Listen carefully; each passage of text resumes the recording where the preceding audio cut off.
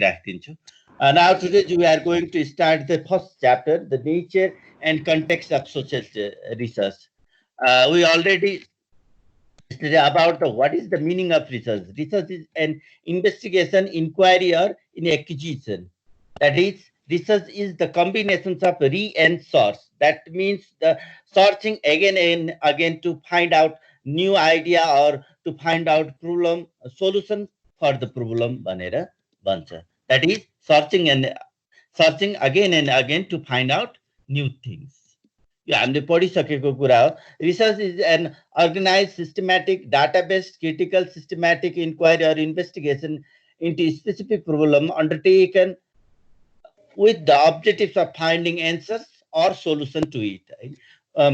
Before starting a research, we have to set objectives. On the basis of that objectives, we set hypothesis and we conduct research to find out solution for the answer for that objective or solution to the problem or finding new knowledge in the area of research. There are two types of research. One is basic research and another is applied research.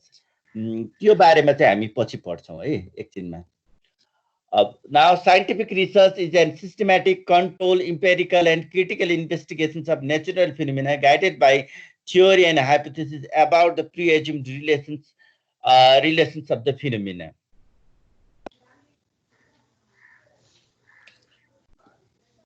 According to अब यो दुई तीनवटा at least दुईटा definition चाहिँ तपाईहरुले घोक्न पर्ने हुन्छ है. बुझेर हुन्छ कि अब कसरी हुन्छ तपाईहरुले दुईटा डिफिनेसन चाहिँ दुईटा रिसर्चरको चाहिँ कन्ठ पार्नु होला. According to Uma Sekaran, research is an organized, systematic, data-based, critical, objective, scientific inquiry, investigation into a specific problem undertaken with the purpose of finding new answer or solution.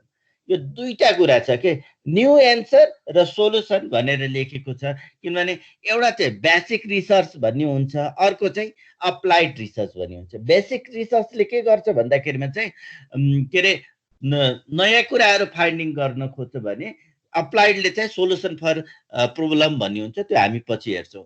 According to the Codlinger 1986, research is systematic, controlled, empirical, and critical investigations of hypothetical propositions about the pre-assumed relations among natural phenomena भनेर भनेछ. यो दुईवटा definition चाहिँ तपाईहरुले चाहिँ दुई तीन चोटी लेखेर ट्राई गर्नु होला है. अब why we should study research in management? किन होला? अब हेर्नुस् है. अब हामीले अहिले के गरिरहेको छ भने डिफरेन्ट कन्ट्रीले अहिले सबभन्दा हट इस्यु अहिले रिसर्चको सबभन्दा हट इस्युको टपिक मलाई भनिदिनुस् त. सुमन भाइ बाहेक अर्को मान्छेले.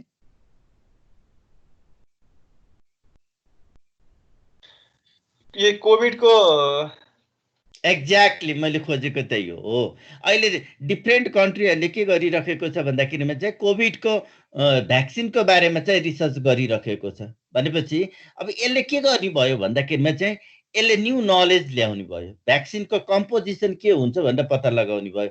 That is called basic research भयो. अब यसले के पनि गर्छ भन्दाखेरिमा चाहिँ प्रब्लम टु द सोलुसन. त्यो रिसर्चले त्यो रिसर्चको फाइन्ड आउट भनेको के हो भन्दाखेरिमा अहिले वर्ल्डमा डिफरेन्ट मान्छेहरु के रे कोभिड लागेर चाहिँ मरिरहेको छ, टेन्सनमा छ भने अब त्यसले चाहिँ के ल्याउने भयो भन्दाखेरिमा प्रब्लम टु द सोलुसन.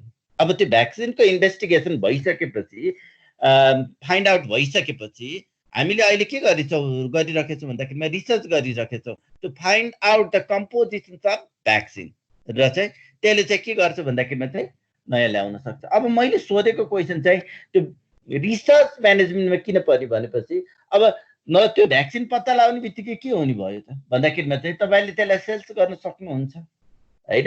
त्यसै गरेर managers in organisation constantly engage themselves in स्टडीing and analyzing issues and hence are involved in some form of research actively as they make decisions at the workplace भनेर भनेको छ. अब म्यानेजरले पनि के गरिरहेको हुन्छ भन्दाखेरिमा डिफरेन्ट स्टडीहरु गरिरहेको हुन्छ वर्क प्लेसमा चाहिँ त्यो राम्रो इफेक्टिभनेस ल्याउनको लागि. फर एक्जाम्पल तपाई कुनै कम्पनीमा हुनुहुन्छ अहिले ल फर एक्जाम्पल तपाई बैंकमा काम गर्दै हुनुहुन्छ, तपाई एउटा बैंकको ब्रान्च म्यानेजर हो भने त्यो ब्रान्च म्यानेजरले अहिलेको सिचुएसनमा कसरी स्टाफलाई इफेक्टिभली मोटिभेट गरेर काम गराउन सकिन्छ भनेर रिसर्च गर्नको लागि चाहिँ के गर्नुपर्छ होला? हजुर, हाम्रो यो क्लासमा ब्याङ्कर को छ भन्नुहोस् त? ब्याङ्क त होइन सर, कोअपरेटिभमा चाहिँ छु म। ल कोअपरेटिभमै भए पनि ल हजुर हजुर भन्नुहोस्। अहिलेको कन्डिसनमा चाहिँ ब्याङ्किङ इस्युमा चाहिँ तरलता बढी भएकोले गर्दाखेरि चाहिँ लोन कसरी बढी भन्दा बढी कसलाई सहज लोन कुन सेक्टरमा बढी लोन जान्छ भनेर कम्पेरिटिभली बढी स्टडी गरिरहेको हुन्छ सर। अब जस्तो कि हाउसिङमा घर बनाइरहेको छ कि जग्गामा लगानी गरिरहेको छ कि त्यो जुन ठुलो इन्डस्ट्रियल लोन नजाँदाखेरि सानो सानो लोन कसले चाहिँ अब बढी युज गर्न सक्छ त्यसमा बढी फोकस भएर ब्याङ्कले सोचिरहेको हुन्छ सर म्यानेजमेन्टको।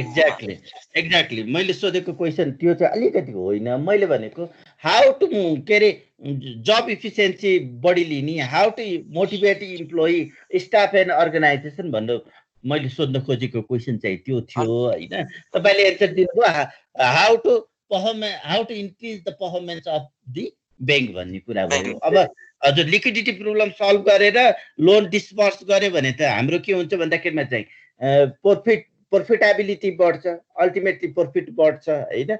मैले भनिहालेँ प्रॉफिट र प्रॉफिटेबिलिटी भनेर भने what is different between profit and profitability. तपाईले कमाउनु भएको अमाउन्ट भनेको चाहिँ प्रॉफिट हो। कति 10 करोड कमाइयो भन्यो भने चाहिँ त्यो प्रॉफिट भयो। प्रॉफिटेबिलिटी भनेको चाहिँ त ability to earn that profit भनेको चाहिँ के हो भन्दाखेरिमा चाहिँ प्रॉफिटेबिलिटी हो। तपाईले 40 केजी को त्यो के अरे ड्रम बेल उचाल्न सक्नुहुन्छ भने त्यो 40 केजी भनेको के हो भन्दाखेरिमा प्रॉफिट हो के। तपाईले त्यो उचाल्न सक्ने क्यापासिटी छ नि, त्यो एबिलिटी, त्यो एबिलिटी भनेको चाहिँ प्रॉफिटेबिलिटी भयो के। बुझ्नुभयो नि? अब मैले यता एक्सरसाइज गर्ने हाम्रो भाइहरू हुनुहुन्छ भने चाहिँ अलिकति दिमागमा त्यो घुस्ला भनेर मैले त्यतातिर जोड दिएँ होइन। तर चाहिँ एक्ज्याक्टली प्रॉफिट भनेको अमाउन्ट हो भने प्रॉफिटेबिलिटी भनेको ability to earn that amount भनेको के हो प्रॉफिटेबिलिटी। अब म्यानेजर्स इन एन अब कसरी त भन्दाखेरिमा चाहिँ managers in an organisation constantly engage themselves in studying and analysing issues and are involve in some forms of research activity as they make decisions at workplace भनेर भनेको छ। अब अर्गनाइजेसनको त्यो स्टाफलाई कसरी मोटिभेट गरेर उनीहरूसँग हाई पर्फर्मेन्स लिने भनेर भन्दाखेरिमा चाहिँ अब ब्याङ्कमा काम गर्ने अहिलेको स्टाफलाई तपाईँले कोरोनाको राष्ट्र ब्याङ्कले त अहिले गरिदिइहाल्यो होइन। कोरोनाको इन्सुरेन्स गरिदियो भने उनीहरूलाई के हुनसक्छ, आफूलाई अलिकति सेक्युर फिल हुनसक्छ। अस्ति एउटा बहिनीको हाम्रै पब्लिक उयसमा काम गर्ने हाम्रो बहिनीले चाहिँ त्यो सिटिजन ब्याङ्कमा काम गर्नुहुने रहेछ कि। उहाँ काउन्टरमा बस्नुहुने रहेछ, फेसबुकमा त्यो राखिराख्नु भएको थियो फोटो, त्यो भाइजर लगाएको थियो कि। अब त्यो भाइजर लगाउनलाई त्यो स्टाफलाई दियो भने ए हामीलाई त ब्याङ्कले केयर गर्यो नि त भन्ने उनीहरूमा त्यो साइकोलोजी फिल आउँछ कि। अब म्यानेजरले अथवा चाहिँ टप लेभल म्यानेजमेन्टले के गर्नु पर्यो भन्दाखेरिमा चाहिँ स्टाफहरूलाई चाहिँ के गर्यो भने they will be motivated for the work भनेर चाहिँ दे सुड रिसर्च के। बुझ्नुभयो नि? अब यति भनिसकेपछि अब मिनिङ अफ रिसर्च उमा शेखरनको हामीले एकोर्डिङ टु यो हामीले पढिसकेछौँ। अब the above research definitions highlight two important aspect भनेर भनेको छ। दुईटा कुराको लाई चाहिँ फोकस गर्यो। First, research investigations are sufficiently broad to include all types of investigation requiring solution to a problem or creations of new knowledge. तपाईँहरूको दिमागमा जहिले पनि दुईटा कुरा चाहिँ राख्नुहोस् है। In research there should be the solutions of a problem or creations of new knowledge. कि प्रब्लमको सोल्युसन हुनु पर्यो अथवा चाहिँ नयाँ नलेज क्रिएट हुनु पर्यो है। दुईटा कानबाट एउटामा सोल्युसन भनेर सुन्नु पर्यो, अर्कोले चाहिँ क्रिएसन्स अफ न्यू नलेज भनेर सुन्नु पर्यो। मैले यो दुईटा कान भनेर भन्यो भने ए सरले कस्तो नचाहिने कुरा बोलाएको थियो, दुईटा कान भनेको थियो भन्दाखेरिमा ए त्यहाँ त रिसर्चको डिफिनेसनमा देयर आर टु कम्पोनेन्ट भन्ने कुरा सम्झिएला भनेर भने है। सरले फेरि कान समात्ने कुरा गर्यो भनेर नभन्नु होला। The first research investigations are sufficiently broad to include all types of investigation requiring solution to a problem. Number one, samjhina parne kura. Number two, or creations of new knowledge. Secondly, explicitly recognize the systematic natures of research process in which data are gathered, recorded, analyzed, and interpreted in an organized and systematic manner. Therefore, research means investigate repeatedly, search again and again, or quest it bear reliance or empirical evidence भनेर भन्छ। त्यसपछि गएर features of research, objectives, firstमा objectives, research should give concrete answer, not the explanations of the objectives. In the research, there should be objectives to conduct the research, and that research should give concrete answer, not explanation भनेर भन्छ। कुनै पनि research गर्नुभयो भने त्यो अब्जेक्टिभ्सको research चाहिँ उसले concrete दिन पर्ने हुन्छ, बुझ्नुभयो नि? अनि बल्ल त्यसको चाहिँ रिसर्च भएको रिसर्च कम्प्लिट भएको मानिन्छ। फर इक्जाम्पल अहिले डिफ्रेन्ट कन्ट्रीहरूले के गरिराखेको छ भन्दाखेरिमा कोभिडको इन्जेक्सनको इन्भेस्टिगेसन गरिराखेको छ भनेपछि त्यसको फाइनल आउटपुट डब्ल्युएचओले मान्यता दिइसकेपछि मात्र त्यसको के आउँछ भन्दाखेरिमा त्यसलाई कम्प्लिट भएको मानिन्छ। बिफोर द्याट रिसर्च कम्प्लिट भएको मानिँदैन। Second, control over the research environment that is variable. अब variables of the research should be controllable भनेर भन्छ। फर इक्जाम्पल ल ठिक छ, अब जब सेटिस्फ्याक्सन भन्ने कुरा भयो। ल अब हामीले एउटा रिसर्च के गर्न थाल्यौँ भन्दाखेरिमा चाहिँ ब्याङ्कको स्टाफहरूको जब सेटिस्फ्याक्सन भनेर चाहिँ स्टडी गर्न थाल्नु भयो। अब जब सेटिस्फ्याक्सन भनेको के हो भन्दा डिपेन्डेन्ट भेरिएबल भयो, इन्डिपेन्डेन्ट भेरिएबल। जो बोल्नु भएको थियो त्यही बहिनीले भन्नुहोस् त, तपाईँ ब्याङ्कमा काम गर्नुहुन्छ भने तपाईँ ब्याङ्कको जबबाट सेटिस्फाई हुनको लागि के कुरा भयो भने हुन्छ होला, ल भन्नुहोस् त। वर्किङ इन्भाइरोमेन्ट हुनुभयो। Exactly, working environment. अरू अनि स्यालेरी एन्ड बेनिफिट्स इन्सेन्टिभ्सहरु। Salary incentives. अरू सेटिस्फ्याक्सनलाई अरू त साथ दिमागमा आएन सर। प्रमोसन के भन्छ नि सर, त्यो लेभल इन्क्रिज, मोटिभेसन हुनु पर्यो, मोटिभेसन हुनु पर्यो। त्यसपछि गएर लिभको फेसिलिटी हुनु पर्यो। एउटा मेरो साथीले अस्ति रिसर्च गर्नुभएको थियो के, दुईटा थियो, आइएनजिओ को रिसर्च र जेनरल कम्पनीको रिसर्चको दुईटाको स्टडी गर्नुभएको। आइएनजिओ को स्टाफहरूलाई चाहिँ सेलरीले केही पनि छुँदो रहेछ, हाई सेलरी दिए पनि उनीहरू मोटिभेट हुँदो रहेछ के। तर चाहिँ नर्मल अर्गनाइजेसनको स्टाफहरूलाई चाहिँ हाई सेलरी दियो भने चाहिँ उनीहरूको जब सेटिस्फ्याक्सन बढ्दो रहेछ, मोटिभेसन हुँदो रहेछ। हेर्नुहोस् है, त्यही भएर चाहिँ जहिले पनि सेम फाइन्डिङ सबै अर्गनाइजेसनमा नआउने रहेछ। अब आइएनजिओहरूमा के हुन्छ भन्दाखेरिमा चाहिँ उनीहरूको सेलरी त एकदमै बढी हाई हुन्छ, तर चाहिँ उनीहरूको के हुन्छ भन्दाखेरिमा चाहिँ वर्कलोड बढी हुन्छ, उनीहरूको छुट्टी नै हुँदैन। डिपेन्डेन्ट भेरिएबल भनेको के भयो, जब सेटिस्फ्याक्सन भयो। इन्डिपेन्डेन्ट भेरिएबल भनेको तपाईँहरूले भने जस्तै मोटिभेसन हुनसक्छ, वर्किङ इन्भाइरोमेन्ट हुनसक्छ, लिभ फेसिलिटी हुनसक्छ, रिम्युनरेसन हुनसक्छ, प्रमोसन हुनसक्छ। त्यो कुराहरू भनेको इन्डिपेन्डेन्ट भेरिएबलहरू हुन्छ। अब तपाईँले त्यो गर्ने रिसर्चमा त्यो इन्डिपेन्डेन्ट भेरिएबलहरू सुड बी कन्ट्रोलेबल। तपाईँले त्यसमा के गर्नु पर्यो, त्यो कसरी मेजर गर्ने, त्यसलाई कसरी कन्ट्रोल गर्ने भन्ने कुरा चाहिँ हुनुपर्छ। कन्ट्रोल गर्न नसक्ने भेरिएबलहरू तपाईँले रिसर्चमा राख्न हुँदैन। फ्री फ्रम पर्सनल बायस भनेर भन्छ, should not use the personal thought of researcher. अब मलाई के भयो भन्दाखेरिमा चाहिँ के अरे कुनै रिसर्चरले चाहिँ पर्सनल थटहरू राखिदियो के, क्वेसनर बनायो, कुनै क्वेसन नराखिकन दुई चारवटा क्वेसन चाहिँ यत्तिकै यस्तो हुन पर्छ भनेर चाहिँ राखिदियो। अब मान्छेहरूले फिल्डमा नगइकन टेबलमा बसेर रिसर्च गरे जस्तो के। नेपालमा अहिले धेरै धेरै ठुला प्लानहरू बन्छ नि, तर जब इम्प्लिमेन्टेसन गरिन्छ त्यतिखेर चाहिँ त्यो के अरे सक्सेसफुल्ली इम्प्लिमेन्ट हुँदैन। किन भन्दाखेरिमा त्यो प्लानिङ कमिसनले अथवा प्लान गर्दाखेरिमा त्यो फिल्डमा गएर त्यसको रियल प्रब्लम के हो भनेर आइडेन्टिफाई नगरिकन के गरेको हुन्छ भन्दाखेरिमा चाहिँ प्लानिङ बनाएको हुन्छ। अनि त्यो भएपछि त त्यतिखेर त त्यो युज हुँदैन।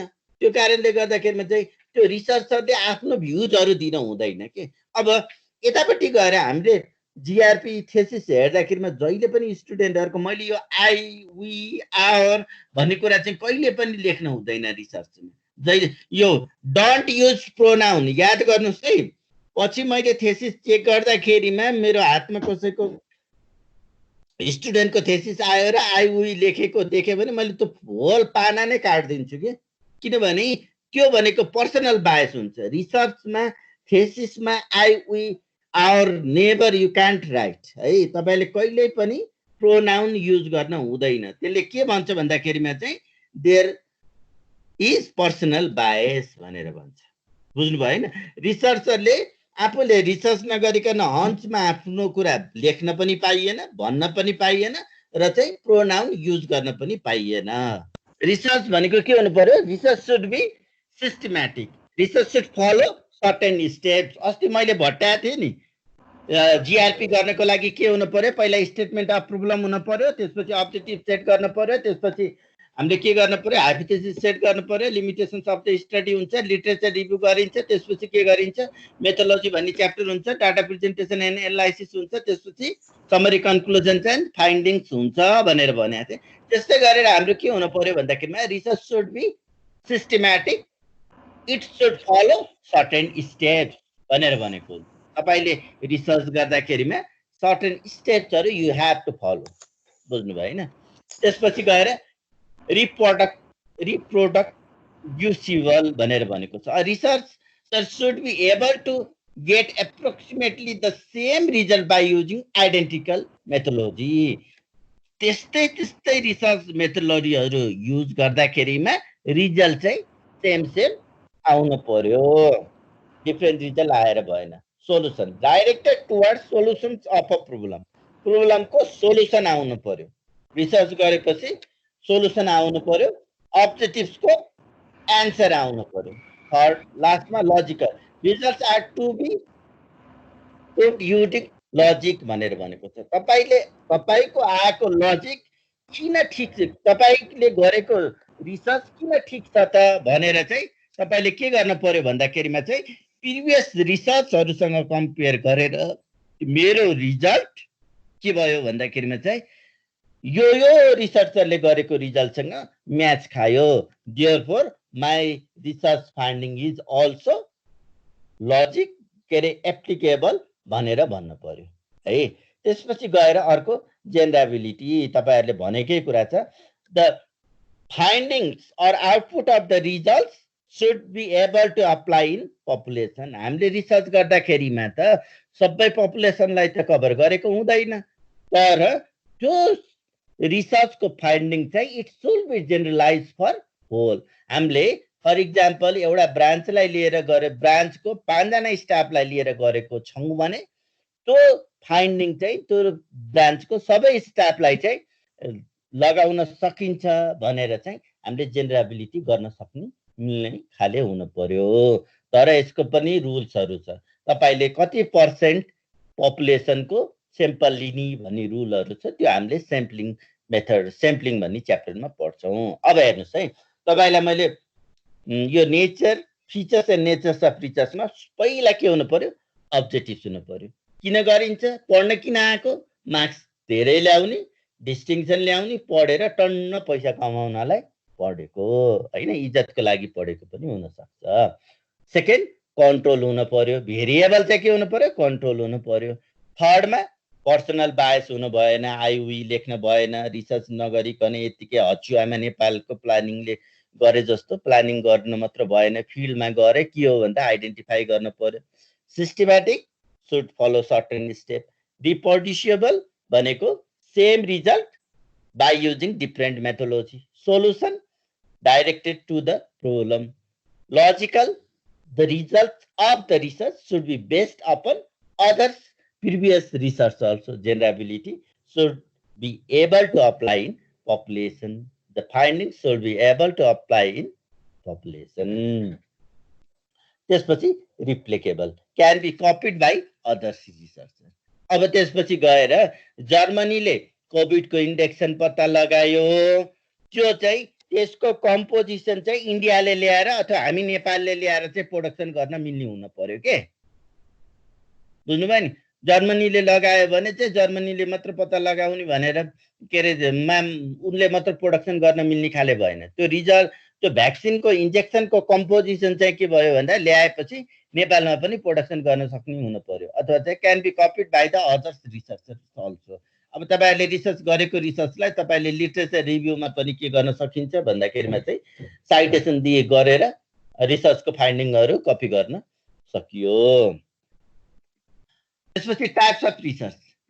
अब रिसर्च कतिवटा हुन्छ त भन्दाखेरिमा चाहिँ types of research can be undertaken for two different purpose भनेर भनेछ। Solve a currently existing problem in work setting and second generate new knowledge in a particular area or to develop a base of knowledge upon which theory can be built. Social research can thus be divided into two broad types relative to its purposes. One is applied and another is fundamental. एउटा के हुन्छ भन्दा applied research हुन्छ, अर्को चाहिँ fundamental research हुन्छ। हेर्नुस् है, एउटा फन्डामेन्टल रिसर्चलाई के पनि भन्छ, बेसिक रिसर्च भन्छ, अर्को चाहिँ के भयो, एप्लाइड रिसर्च भयो। यो दुईटा भयो। तपाईले दिमागमा मैले अन्डरलाइन गरेको कुरा चाहिँ राख्नुस् है। बेसिक भनेपछि एक्जिस्टिङको नयाँ थ्योरी पत्ता लगाउनु पर्यो। Modify and any existing theory or theories भनेर भन्न पर्यो। अप्लाइडमा अथवा एक्सन रिसर्चमा के हुनु पर्यो, फाइन्ड आउट अ सोलुसन हुनु पर्यो। यो दिमागमा चाहिँ त्यो चाबी हो कि existing new theory or theories भनेको चाहिँ बेसिकमा पर्यो। नयाँ कुरा, नयाँ नलेज, इनोभेसन गर्नुहुन्छ भने त्यो के भयो भन्दा बेसिक अर फन्डामेन्टल भयो। अर्को चाहिँ अप्लाइड अर एक्सन रिसर्चले चाहिँ के गर्छ भन्दा फाइन्ड आउट सोलुसन भन्ने कुरा चाहिँ भयो भने चाहिँ त्यो चाहिँ के हुन्छ, अप्लाइड हुन्छ है। न्यू नलेज तपाईले पत्ता लगाउनुहुन्छ भने त्यो चाहिँ के भयो, बेसिक अर फन्डामेन्टल भयो। अहिलेको पिक्चर हेर्नुस् त। बेसिकमा तपाईले ल्याबमा गएर रिसर्च गर्नुभएको छ, नयाँ कुरा पत्ता लगाउनु भयो भने त्यसलाई बेसिक अर फन्डामेन्टल भन्नुभयो है। अब यो म्यानेजमेन्टको इक्जाम्पल बहिनीले भन्नुभएको छ, त्यही भएर पक्कै पनि बहिनीले भन्नुहुन्छ भने मैले पहिल्यै राखेको छु है, त्यो अहिले आउँछ त्यसको इक्जाम्पल। अब अप्लाइडमा चाहिँ why our sales has gone down this month भनेर यो त प्रब्लम हो, सेल्स त हाम्रो घट्यो, किन घट्यो भनेर चाहिँ हामीले सोलुसन पत्ता लगाउनको लागि गर्ने रिसर्चलाई चाहिँ के छ, basic or fundamental research. A research method that is used in social science research which helps to contradict, नयाँ केही कुरा पत्ता लगाउने है, यो होइन यो भन्नु, कन्ट्राडिक्सन हुनु पर्यो। Contradict, alter or modify any existing theory or theories is known as basic research. You are going to find out new knowledge, innovation, त्यो भनेको चाहिँ के हो, basic or fundamental. Applied or action research, a research which is conducted to find out a solution for an immediate problem faced by society or industry, business organization is known as applied research. तपाईले प्रब्लमको सोलुसनको लागि research गर्नुहुन्छ भने त्यसलाई चाहिँ के भन्छ, applied research भन्नु भन्छ। यसलाई अलिकति डिटेलमा जानुपर्छ, यतिले तपाईहरुले बुझ्नुहुन्न है। फन्डामेन्टल रिसर्च भनेको, fundamental research is undertaken to improve our understanding of certain problems that commonly occurs in an organisation settings and how to solve them भन्ने कुरा चाहिँ के भयो, फन्डामेन्टल रिसर्च भयो। It is undertaken for a sole purpose of aiding to our knowledge that is fundamental and generalizable. It is also known as pure or basic research. यसलाई चाहिँ के पनि भन्छ, प्योर रिसर्च पनि भन्छ अथवा बेसिक रिसर्च भनेर पनि भन्छ। The research work of professor, scholars and other researchers devoted to generate new knowledge in particular area of interest can be called fundamental research है। न्यू नलेज केही कुरा तपाईले पत्ता लगाउँदै हुनुहुन्छ भने त्यसलाई चाहिँ के भन्छ। अब पहिला के थियो भन्दाखेरिमा ल हेर्नुस्, कति राम्रो इक्जाम्पल ल्याउनु भयो है। अब हाम्रो नयाँ इनोभेसन भयो जस्तो भयो नि त। अहिले हेर्नुस् त माइक्रोसफ्ट टिम्समा पढिएको छ हैन। पहिला त हामी गएर व्हाइट बोर्ड र मल्टिमिडिया प्रोजेक्टर क्लासरुममा पढ्नु पर्थ्यो। कति स्टुडेन्ट कहाँ थियो, अहिले त नेपालगञ्ज अनि वीरगञ्ज के अरे कहाँको दोलखाको स्टुडेन्टहरु पनि यहाँ अहिले पढिराख्नु भएको छ भनेपछि नयाँ टेक्नोलोजी युज के अरे इनोभेसन भयो नि त हैन। भनेपछि यो के भयो भन्दाखेरिमा चाहिँ अब कसरी पढाउने त स्टुडेन्टलाई भनेर हामीले नयाँ टेक्नोलोजी पत्ता लगायो भने त्यसलाई के भयो, बेसिक रिसर्च भयो। ल हेर्नुस् है। Does the work diversity increase the productivity? Work diversify गरिदियो भने डाइभर्सिटी गरिदियो भने प्रोडक्टिभिटी इन्क्रिज हुन्छ भनेर हामीले रिसर्च गर्यो भने त्यही भयो बेसिक रिसर्च हैन। अब वर्क डाइभर्सिटी गर्यो भने हुन्छ कि हुन्न भन्ने कुरा त नयाँ कुरा पत्ता लगाउनु भयो नि त तपाईले। अब यो अलिकति कन्फ्युजिङ चाहिँ हुन्छ, तर चाहिँ अब यो 3 वटा इक्जाम्पल तपाईहरुले अलिकति बुझ्नु भयो भने यति भयो भने काम पुगिहाल्छ। तपाईहरुलाई त्यो मैले त्यो के रे रिफर गरेका त्यो दुईटै बुकमै यो इक्जाम्पल चाहिँ छैन है। त्यसपछि are members of highly cohesive group more satisfied than the less cohesive group भनेर भनेको छ।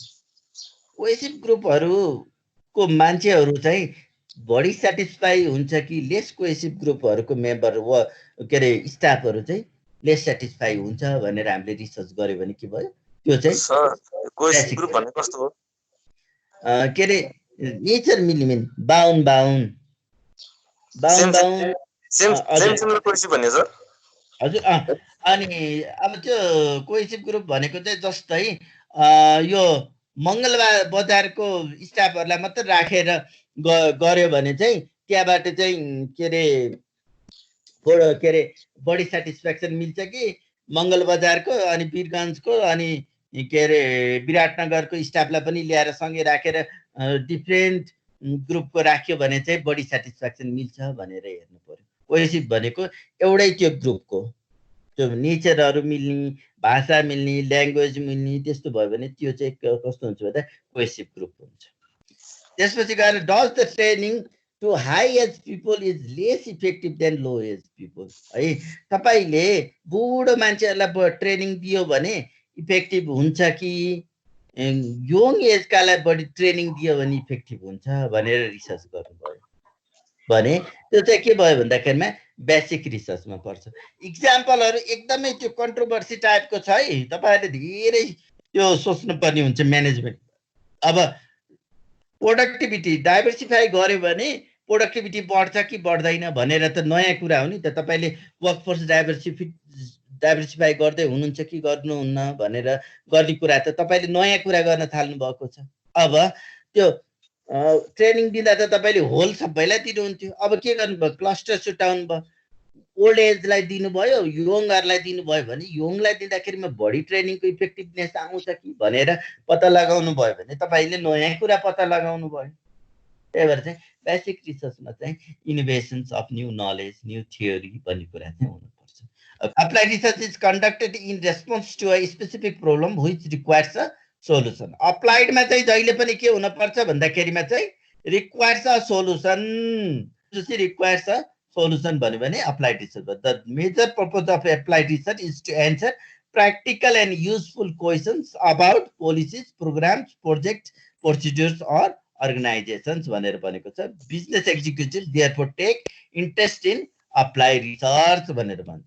त्यसपछि as applied research is concerned with knowledge that has immediate application। अब तपाईले के गर्नुभयो भन्दाखेरि नलेज पत्ता लगाउनु भयो, त्यसलाई चाहिँ इमिडिएटली एप्लाई गर्न सक्नु पर्यो। It is also called decision research पनि भन्छ। अप्लाइड रिसर्चलाई डिसिजन रिसर्च भनेर पनि भन्छ। सिनोनिमहरु याद गर्नु होला है तपाईले। मैले यो जति भट्टाए पनि के हो भन्दाखेरिमा चाहिँ व्हिच रिक्वायर्स अ सोलुसन। अरु कुरा तपाईहरुले त्यहाँबाट चाहिँ एक्सप्लोर गर्दै गर्दै लेख्ने हो। त्यो रिक्वायर्स अ सोलुसन भन्ने कुरा चाहिँ त अप्लाइड रिसर्चको डेफिनेसनमा छुट्टै नहुने कुरो। अब इक्जाम्पल हेर्नुस् है। इक्जाम्पलमा what kind of new feature Samsung add in its mobile phone so as to increase sales revenue. अब सामसुङ मोबाइल त पहिला पनि चलिरहेको होइन अप्लाइडमा। अब तर चाहिँ नयाँ के फिचर राखिदियो भने सेल्स रेभेन्यू इन्क्रिज हुन्छ। बुझ्नु?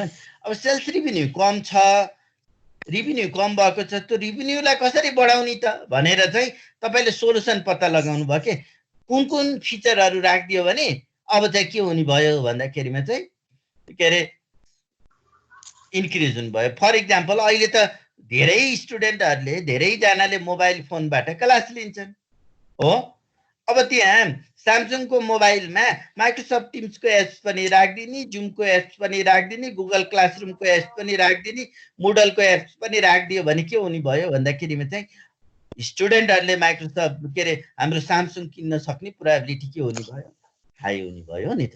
भनेपछि नयाँ फिचर्स इन्क्रिज गर्यो भने चाहिँ सेल्स रिभेन्यू बढाउँछ भनेर चाहिँ स्यामसङले पत्ता लगायो भने त्यसलाई चाहिँ के भन्छ भन्दाखेरिमा अप्लाइड रिसर्च भन्छ। Thank you. त्यसपछि is it feasible to establish the branch of a bank in a particular place? अब कुनै प्लेसमा गएर तपाईँले चाहिँ ब्याङ्क खोल्नुहुन्छ भने त्यो चाहिँ फिजिबल छ भन्ने कुरा चाहिँ के भयो भन्दाखेरिमा चाहिँ हाम्रो अप्लाइड रिसर्चमा पर्यो। त्यसपछि गएर why there is high employee turnover in our factory है।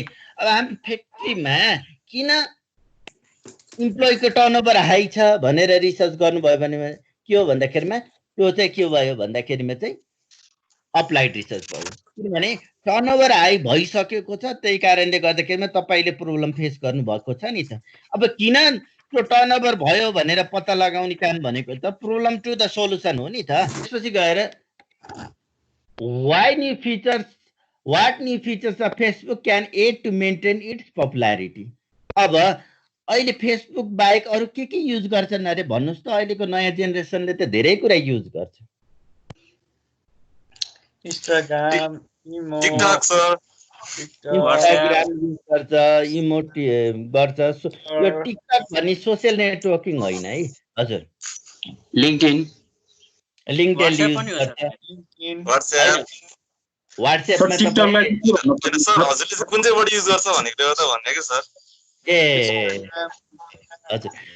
अब त्यसपछि गएर अब फेसबुकले आफ्नो पपुलारिटी युज राखिराख्नुको लागि के गर्नु पर्यो भन्दाखेरिमा चाहिँ नयाँ फिचर्सहरू एड गरिदिनु पर्यो। अब हेर्नुहोस् है, छिट्टै फेसबुकले के गरिदिँदैछ भन्दाखेरिमा अब फेसबुकमा पनि जुम कनेक्सन गरिदिँदैछ। फेसबुकबाट हामीले क्लास लिन मिल्ने बनाउँदैछ फेसबुकले। अब त्यो भएर पनि के हुने भयो भन्दा धेरै स्टुडेन्टहरूले फेसबुकबाटै क्लास लिने भयो, पपुलारिटी अझै हुने भयो। त्यो हुनाले चाहिँ के फिचर्स युज गर्यो भने चाहिँ फेसबुकको पपुलारिटी चाहिँ मेन्टेन भइराख्छ भन्ने कुरा पनि के हुनसक्छ, अप्लाइड रिसर्च हुनसक्छ। अब धेरै छ होइन। अब आजलाई चाहिँ यति नै गरौँ।